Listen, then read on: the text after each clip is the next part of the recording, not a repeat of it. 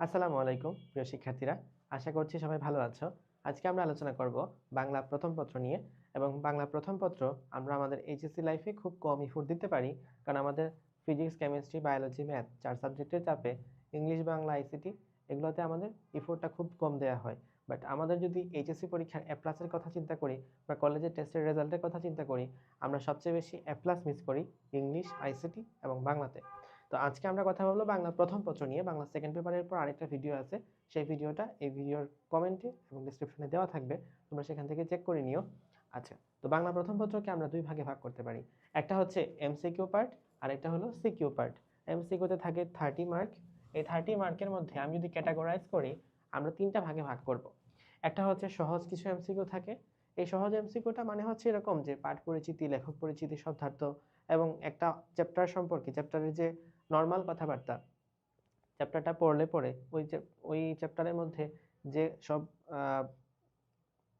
Character আছে, চরিত্র আছে, সেসব চরিত্র এবং কি কি কালার, কি কি বার ইত্যাদি নিয়ে এক কথায় সুপারফিশিয়াল যেসব ইনফো আছে, সুপারফিশিয়াল ইনফো থেকে এখানে মোটামুটি 30 মার্কের মধ্যে 20 থেকে 22 মার্ক চলে আসে। এটা তোমাকে খুব বেশি এফোর্ট দেওয়া লাগে না। চ্যাপ্টারটা যদি তোমার 2-3 বার পড়া হয় এবং বুঝে পড়ো আর কি কোনটা কেন হয়েছে না হয়েছে, তাহলে এখান থেকে 20 থেকে 22 মার্ক ইজিলি পাওয়া সম্ভব। এরপরে যে মার্কগুলো থাকে, একটা হচ্ছে ইফোর্ট দিতে হয়, অর্থাৎ ইফোর্ট দিয়ে তুমি এখান থেকে হয়তো আরো কিছু মার্ক তুলতে পারবা। সেটার জন্য তোমাকে বিগত বছরে যেসব প্রশ্ন এসেছে সেসব প্রশ্ন এবং কয়েকটা ভালো কলেজের, নামি দামি কলেজের টেস্ট পরীক্ষার প্রশ্ন, যদি নামি দামি কলেজ বলবো না, তোমার বোর্ডে যেসব কলেজ আছে সেসব কলেজের টেস্ট পরীক্ষার প্রশ্নগুলো যদি দেখে ফেলো, তাহলে হয়তো মোটামুটি একটা ভালো মার্ক আসার সুযোগ আছে। তো এক্ষেত্রে আমি এফোর্ট দিয়ে হয়তো টোটাল আরো 4 থেকে 6 মার্ক নিয়ে আসতে পারবো। অর্থাৎ আমি বলতেছি যে তুমি সব মিলে অনেক যদি চেষ্টা করো, তাহলে হয়তো 26 থেকে 27 মার্ক এটা তুমি এফোর্ট দিয়ে পড়াশোনা করে আনতে পারবা।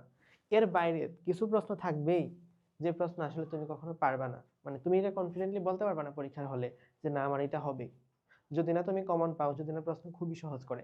আমি যদি কোনো বোর্ড পরীক্ষার স্ট্যান্ডার্ডে বলি, তুমি যখন প্রথম 30টা এমসিকিউ দাগাবা, 30টার মধ্যে প্রথম ধাপে হয়তো 20 থেকে 22টা প্রশ্ন বা 23টা 25টা প্রশ্ন দাগাইতে পারবা। এরপরে ওই 26-27-এ যে আটকে যাবা, এবং তারপরে হচ্ছে তুমি আরো কিছু প্রশ্ন পাবা 3 থেকে 4টা, বা সেটা 5টাও হইতে পারে।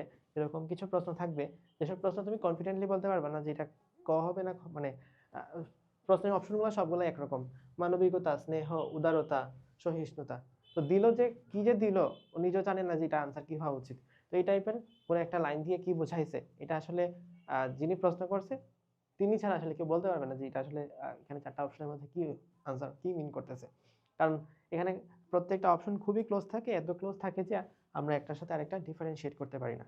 তো এখানে তুমি ভুল, তোমার পরীক্ষার সময় ভুল হবেই, এরকম ভাবে 3-4 মার্ক ধরে রাখতে পারো। আর কথা হচ্ছে 3-4 মার্ক যদি তুমি দাগাও, খুবই ভেরি পসিবল যে এখান থেকে 2টা প্রশ্ন, যেহেতু এটা মোটামুটি 50-50 চান্স, তো এখানে আশা করা যায় যে 2টা হয়েছে।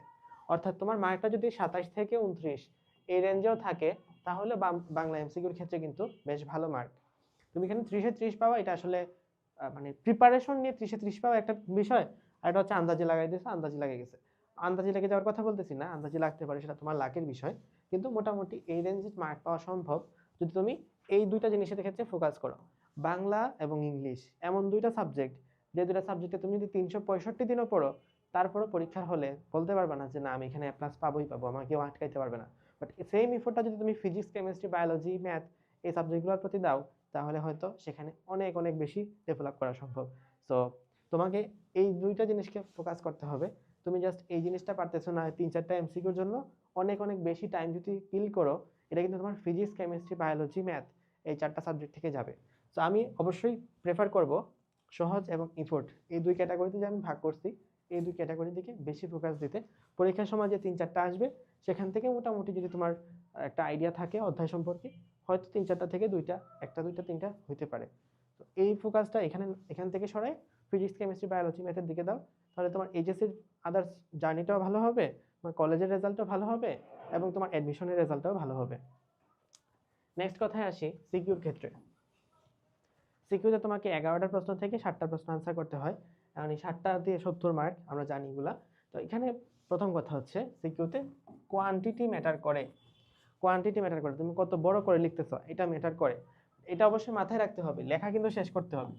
তুমি যদি প্রশ্ন ছেড়ে দিয়ে আসো, এটা কিন্তু হবে না কখনোই, তুমি খুব ভালো রেজাল্ট করতে পারবে না। তো এখানে যদি তুমি 30-এর মধ্যে মোটামুটি প্রিপারেশন নিলে আশা করা যায় যে 26 পাবা। তুমি যদি কঠিন প্রশ্ন নাও পারো কিছু একটা, তো এই 26 আর সাথে আমার কত লাগে আলাদা করে, 54 মার্ক লাগে। 54 লাগে না? 80 থেকে 26 বাদ দিলে 54 হয়। তুমি যদি 54 পাইতে চাও 70-এর মধ্যে, 7 আর হয় 56, অর্থাৎ প্রত্যেকটা প্রশ্নে অন এভারেজ তোমাকে 8 মার্ক পেলে, 8 মার্ক থেকে দুই একটা যদি 7 পাও তাহলে অসুবিধা নাই, 8 মার্ক পেলে আশা করা যায় যে তুমি বাংলাতে A+ পাবা। বাংলা ফার্স্ট পেপারে কিন্তু অনেকের মার্ক কমে যায়, কিন্তু বাংলা সেকেন্ড পেপার সেটাকে পুষায় দেয়। তো বাংলা ফার্স্ট পেপারে যদি একটু খারাপ হয়েও যায়, তারপরও আসার ছাড়ার কোনো কারণ নাই, কারণ Bangla first paper second paper মিলাই হচ্ছে তোমার A+ আসে। তো এখানে তুমি মোটামুটি 8 মার্ক পাওয়ার মতো লেখা লিখতে হবে। কেমনে লিখবা? প্রথম কথা, তোমার যে জ্ঞানমূলক প্রশ্নটা থাকবে, ওই জ্ঞানমূলক প্রশ্নটা একদম সঠিকভাবে নিখুঁতভাবে লিখতে হবে। বানান যেমনে আছে বইয়ের মধ্যে ওভাবে লিখতে হবে। তুমি এটাকে সংখ্যায় ধরো, বইয়ের মধ্যে লেখা আছে 5, তুমি পরীক্ষার হলে 5 না লিখে এই 5 লিখবা। একদম যেভাবে বইয়ের মধ্যে লেখা আছে একদম হুবহু ওভাবেই লিখবা, কারণ লেখক যেমনি লিখছে ওটাই হচ্ছে কারেক্ট আনসার। সো এখন কথা হচ্ছে, ক মার্কের প্রশ্নটা কিন্তু জাস্ট একটা ওয়ার্ডে শেষ কইরো না, এটা পুরো একটা লাইন কমপ্লিট করে আনসার কইরো।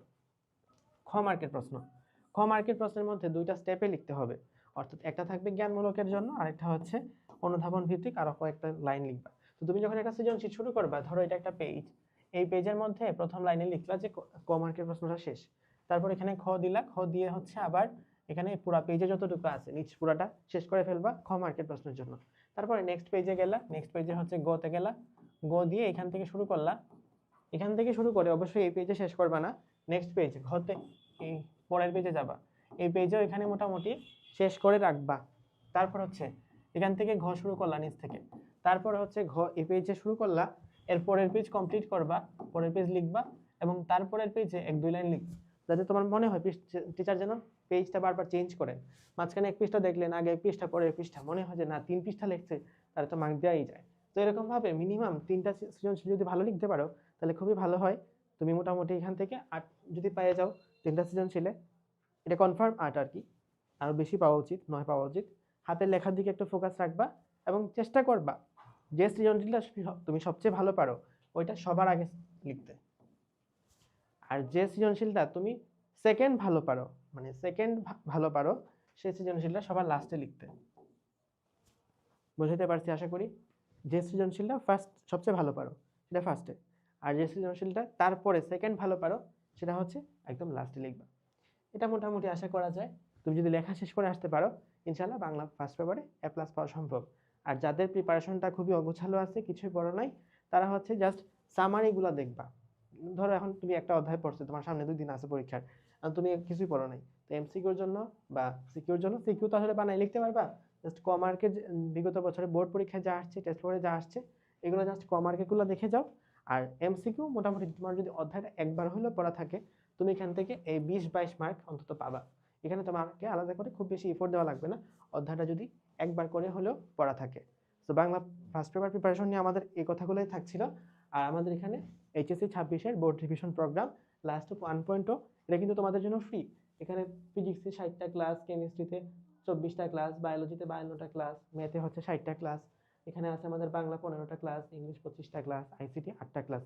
তো সবগুলা ক্লাস তোমরা পেয়ে যাবা, কমেন্টস চেক করো, ডেসক্রিপশন চেক করো। আর এখানে আমাদের প্রি মেডিকেল এবং মেডিকেল কোর্স, যেটা পেইড কোর্স, তো তোমরা চাইলে এনরোল করতে পারো। অলরেডি অনেক স্টুডেন্ট আমাদের সাথে যুক্ত হয়ে গেছে। সো দেখা হচ্ছে ইনশাল্লাহ তোমাদের সাথে।